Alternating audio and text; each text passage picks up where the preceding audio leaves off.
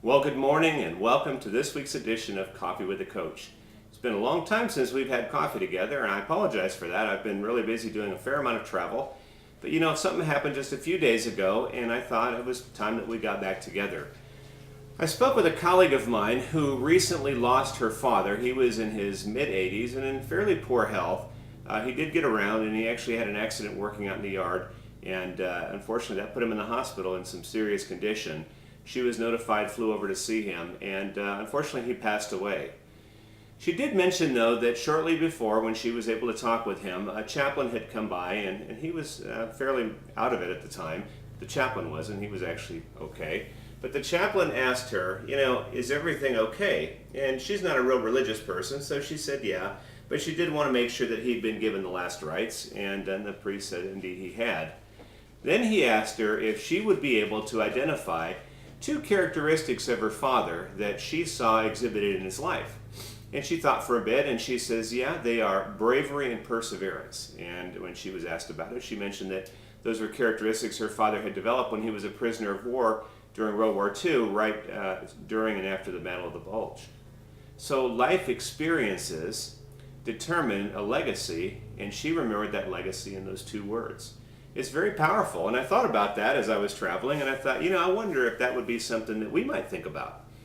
In the case of her father, he may never have known that people thought of him that way, but that in fact, based on how he lived his life, is what they remembered. But I wonder if we could identify things that we'd want to be remembered for, and then start living our life according to those, if that would be the type of legacy we would live. Be pretty powerful, wouldn't it? So I'm thinking about doing that, and I was just wondering if you might be interested in joining me for that. To do that, I think we'd have to sort of think of these as our corporate values. Some of the companies I work with that are doing change initiatives, they'll ask people and they'll put it together and plan it, but the good companies will look at their corporate values, the companies that truly believe in those corporate values, and let's say, is this being done in accordance with those? Are these according to our guiding principles? If we do this and customers expect that from us, will this new initiative follow suit? And if it doesn't, good companies will change their mind and do something different. If we were to do that for ourselves, then we could take every decision we made, run it up against those two characteristics, and say, if we were to die tomorrow, would people say that we live these principles? It's pretty powerful stuff. So in thinking about it, I think that, number one, we've got to make sure that if we're going to live these characteristics, we do it in the right way. Saddam Hussein might have mentioned that one of his lifelong legacy characteristics was leadership, but you would probably get a different opinion from the people that he led.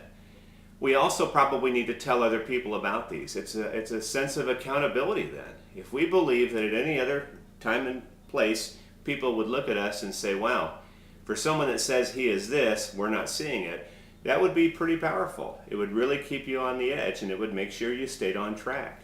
So maybe that's something that we ought to think about. I'm going to be working on this over the next few weeks, and I'll share these with you when I come up with them. And I was wondering if you might be willing to do that with me. You, of course, I would hope you'd share them with me. You know how to reach me, right? You can email them to me. It's coach@contactmycoach.com.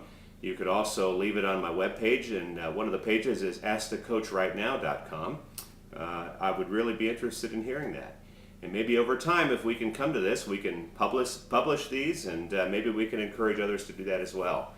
It's an interesting way to think about things, but it really goes back into something that I advocate, and that is to live your life deliberately. Make sure that whatever you do, you're thinking about outcomes. It's one of the traits I teach to managers in my management workshops, kind of a critical thinking component, but also one that will be pretty powerful for your kids to know as well. So be thinking about it, share it with me, let me know what you're thinking when I come up with mine. I'm not ready yet, but when I do, I'll share them with you. And until we have coffee again, have a great week, and I look forward to seeing you in the next episode of Coffee with a Coach. Bye.